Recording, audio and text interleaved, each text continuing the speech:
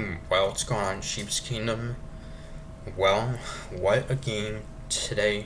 One and ending, another nail biting game, defeating the Cincinnati Bengals today, 26 to 25 to move to 2-0 on the season.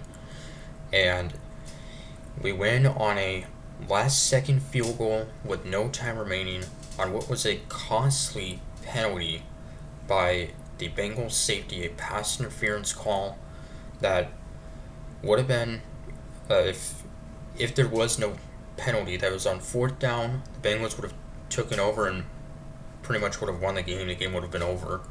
So wow, what a game, what a finish! And every time, literally, that these two teams have played, uh, since Mahomes and Burrow have played against each other, it has literally been nail biters and have come down to the last play. So, and that's what happened again in this one, and I expect it will happen every time that these two teams play each other for the next several years, hopefully. So, the Bengals would strike first on their opening drive, scoring a 22-yard field goal by Evan McPherson, and then we would respond with the field goal of our own on what was a long drive. 16 plays, took over 8.5 minutes.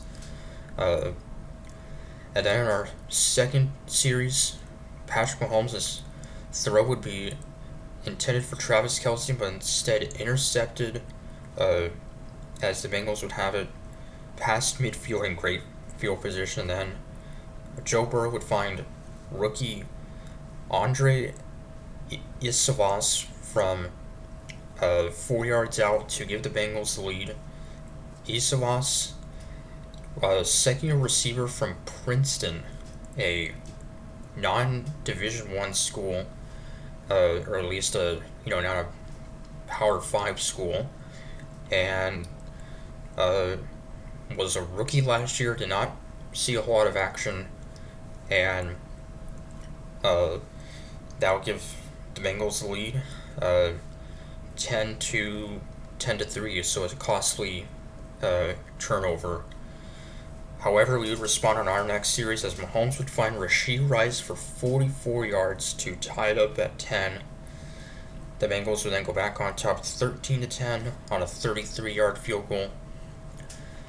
However, then on our next series, rookie running back Carson Steele would fumble the ball, recovered by the Bengals at the Chiefs' 46-yard line, and they would then get a 48-yard field goal to go up by 6. There was still about a minute and a half remaining, so we had a chance to get points on the board, but we were not able to get any.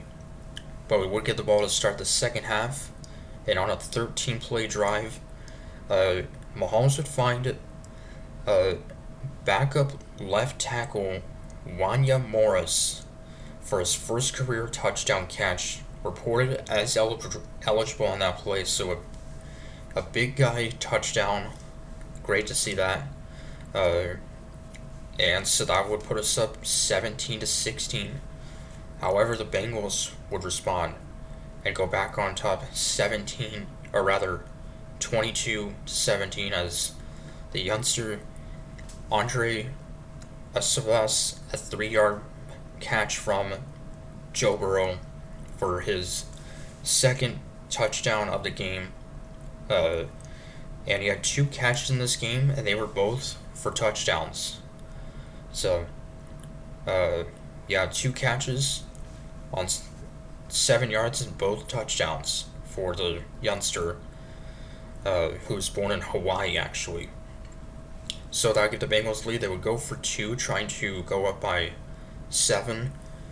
They would actually go for 1, but the extra point would be missed. Then, on our next series, Mahomes' pass on 2nd and 13 would be intercepted, intended for Xavier Worthy, intercepted by Cam Taylor-Britt, as that would officially end the third quarter. However, on 3rd and 10, Joe Burrow would be sacked, and it would be recovered by the Chiefs and recovered by Shamari Connor, who would take it to the end zone for a touchdown to put us back on top, 23-22. So, yeah, what a play there. Shamari Connor with a fumble and a touchdown. So just like that, we'd be back on top. Still a lot of game left. The Bengals then go back on top, 25-23 on a 53-yard field goal. Before that, what could have been a costly penalty, Jamar Chase, an unsportsmanlike conduct penalty, that cost him 15 yards, but the Bengals would still get a long field goal. Then Bengals would punt it on 4th and 15 with a little over 2 minutes left. So plenty of time, as we were down by 2, trying to get a field goal to win it. Plenty of time. With over 2 minutes left, had all 3 timeouts plus the 2-minute warning. And on 4th and 6, Mahomes would initially have a pass caught by Rashee Rice. However, a penalty on the guy who caught the touchdown, Wanya Morris. So that would cost us 10 yards, move us back. And on 4th and 16, Mahomes' pass intended for Rice was incomplete. However, a penalty pass interference on Bengals rookie safety, and that would set us up in a field goal range, and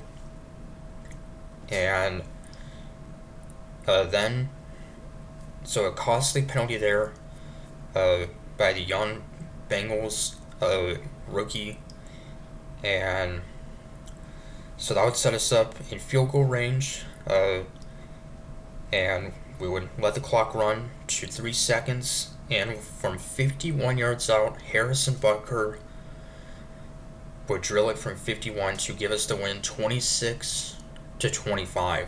So what a game.